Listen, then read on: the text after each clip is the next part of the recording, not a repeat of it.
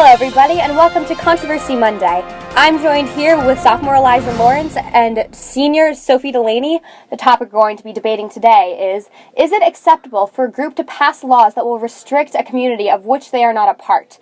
We've seen this, for example, in terms of male congressmen passing issues and bills on women's health and the French government banning the wearing of hijabs in certain areas.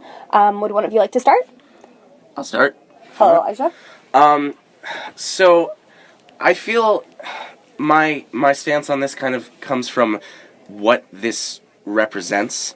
I feel like it's kind of immoral and moving backwards to try to restrict the power of government officials based on any part of their personal life, such as their ethnicity, their nationality, their gender, their sexual preferences.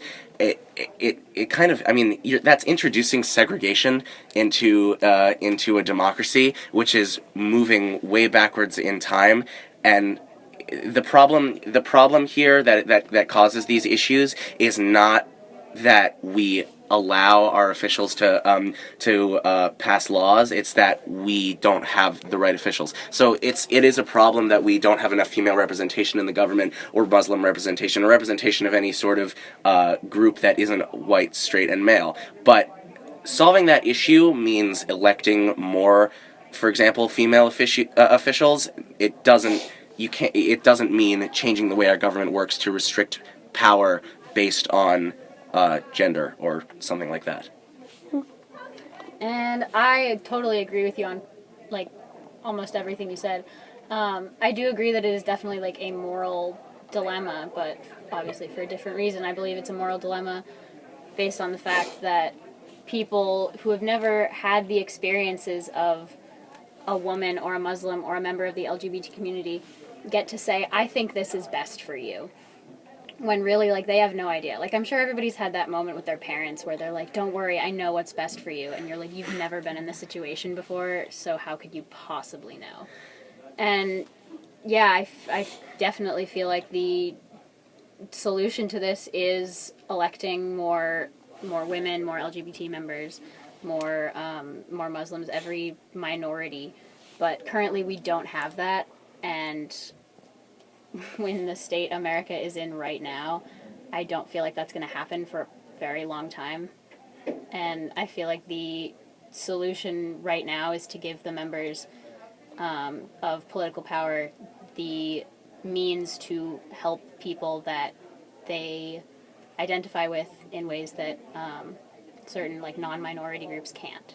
So you think it's more realistic to do what is proposed? Because the way our current government works, people can vote for officials, and we elect them through a democratic process. And so yes, it is, we are in a state right now where it is hard to see a way forward with having more representation for people in this country that are not white, straight males. But to try to solve that problem by saying because you, an elected official, are a member of this demographic, you can't do this, and this, is, I think, more unrealistic. I think it's if you're gonna argue about the plausibility of doing any of these things, I think it's far more realistic to move in the direction of electing more representation for these groups, rather than fundamentally changing the way our government works and introducing social segregation into the government, which is, again, moving backwards in time. And it may be in the name of progress, but institutional segregation of any sort, no matter what it is in the name of, is a very dangerous idea. I definitely agree with you that it's definitely not a realistic stance to take right now. But I do believe it is a morally right one, and it's not obvious. It's obviously not the most realistic thing, just because of the current place that our government is in right now.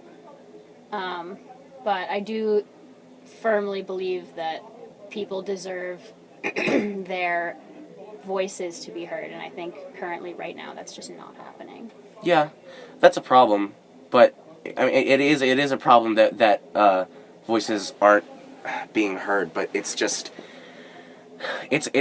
you're kind of playing with fire by saying, like, we need to restrict the power of certain people because of their ethnicity or gender. It's something that historically has never really gone well, and the reason that there still is a ton of progress to be done in America with gaining this kind of representation for these groups. But the reason America right now is in a better place than it has historically been is because we have moved in the direction of progress within the democracy that we have created. So it's America is a great place to be because it is one.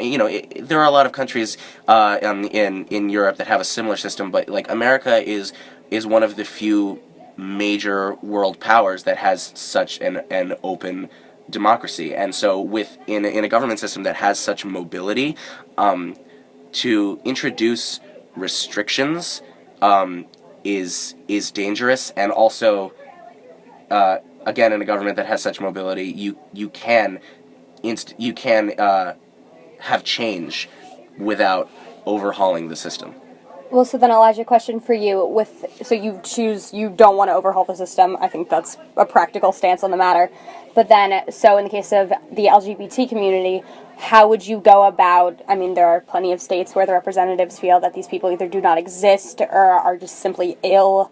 How would you go about ensuring that those people in those states are being heard without a massive overhaul or without saying that you do not understand me, you cannot possibly relate to the situation, how dare you make laws for me?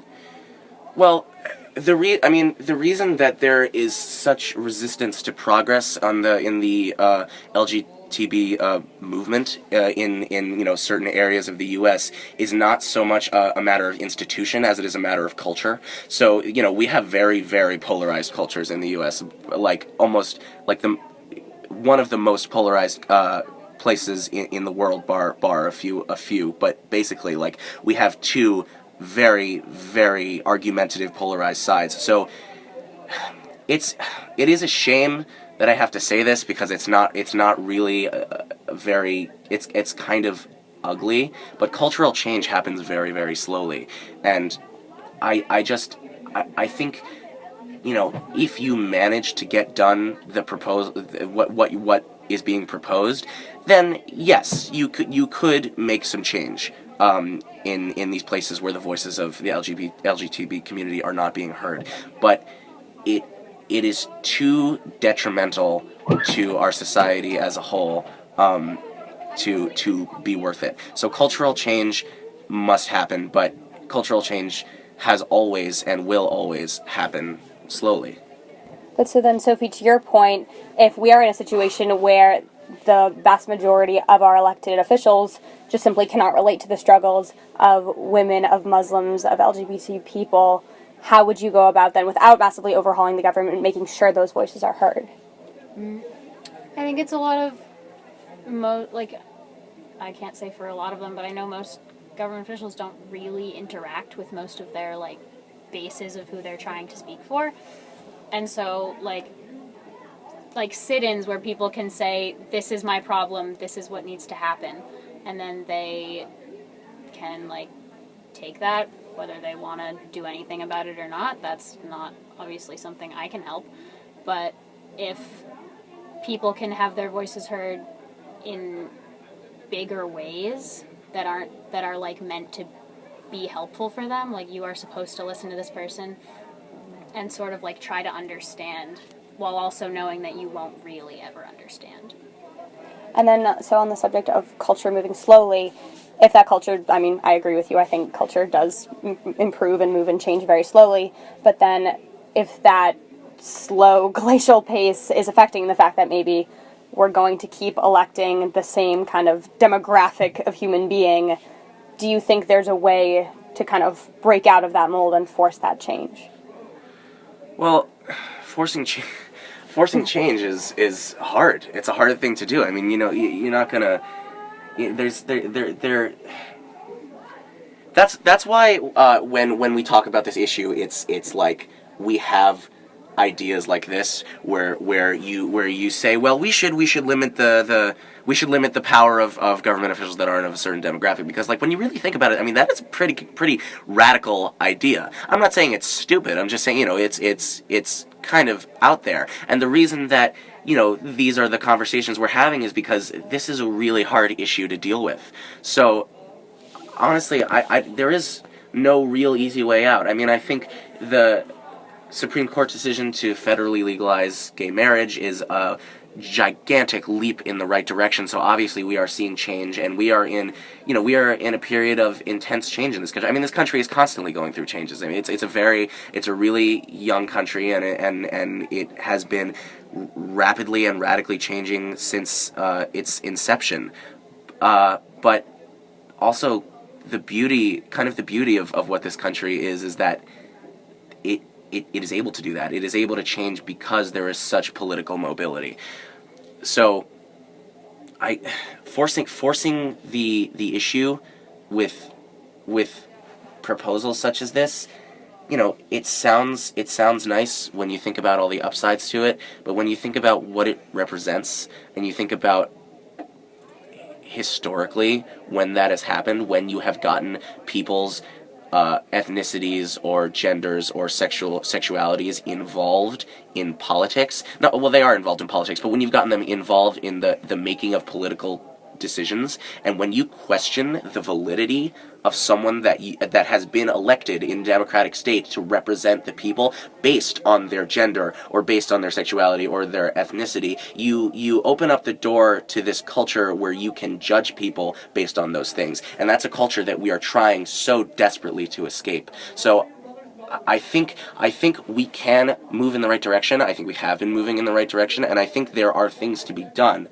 but I don't think it can happen that rapidly, and I think we need to respect what the United States has stood for, which is political mobility and progress and constant change, whether or not you do agree with it. There are a lot of opinions out there being expressed that I absolutely do not agree with, but I respect the fact that this is a country where everyone has a voice, and you talk about everyone having a voice, but like, you're also proposing restricting the voices of people that have been democratically elected. I mean, the reason that people are democratically elected is because everyone does have a voice in this country. Everyone can vote. But there are ways that we can move forward, but forcing the issue with such a radical proposal, I think, is too dangerous. I think we definitely do have to remember that although, yes, it is placing restrictions on democratic figures, it's restricting their ability to restrict. So, there's a huge difference between giving a bill that says, hey, we should legalize gay marriage versus saying, hey, we should condemn all gay people. And, I don't think that non-gay people should have the right to have a decision that restricts gay people or any sort of minority. Yeah, but how do you pass a law that says that? If you're thinking of logistical changes that could be made to the government, how do you can't make a law that says, okay, we can tell you what not to do based on your gender or your sexual preferences or something, but only if it's good. Do you know what I mean? You can't, if you're passing a law, it has to be neutral. Because, you and I have the opinion that gay people should be allowed to be married, that women should be allowed to have equal rights, that we hold these progressive ideals. But not everyone does. And the reason that we're moving forward so slowly is because not everyone does. And I think everyone should have those ideals, but if you're saying that we are allowed to tell elected officials what they can and can't do based on factors like their sexuality or their ethnicity, that can be open to interpretation from all parts of the political spectrum. People that are racists and people that are sexists and people that are homophobes will, as much as we may not like it, they have every right to an equal voice in this country as we do. And, whether or not that's a good thing is up to interpretation, but I don't think we can sacrifice that just so we can push our agenda, because we have the same goals in mind. We're just arguing about how to achieve those goals, but a lot of people don't share our goals. So if you say that people are allowed to restrict government officials based on these factors, you're opening that up to everyone. The thing that you said about people, sorry, I forget the exact wording. People not being restricted based on their, like politicians being restricted based on their sex, their gender, like their sexual orientation, everything like that. It's also giving them the ability to restrict people based on their sexual orientation, their race, their gender, everything like that. So, like, if we give people that power to do that, to give restrictions to people that they really have zero relation to, then, like, what's that saying? Well, because, that's the job that they were elected for. I don't think restrictions should be placed on the rights of women. I don't think restrictions should be replaced on the rights of gay people, and I don't think, people of color should be put in the situation that they're put in this country economically. But when you have a democracy, such as we have, you elect people to make decisions. And so I get what you're saying. You're saying that, like, that my argument is that we shouldn't be putting restrictions on government officials to do their job, but that they are also putting restrictions on these people. Am I correct? Yes. But the thing is that, like, that's their job, and the way they use their job, in my opinion, should not be to restrict minority groups or demographics, but that they've been elected, and people voted, and a democracy speaks for itself. And I think, for better or for worse, that is an optimal way for society to work. Well, I hate to interrupt, but it looks like we're out of time. Thank you both for participating. This was a really interesting discussion, and I hope you'll tune in next week for the next Controversy Monday.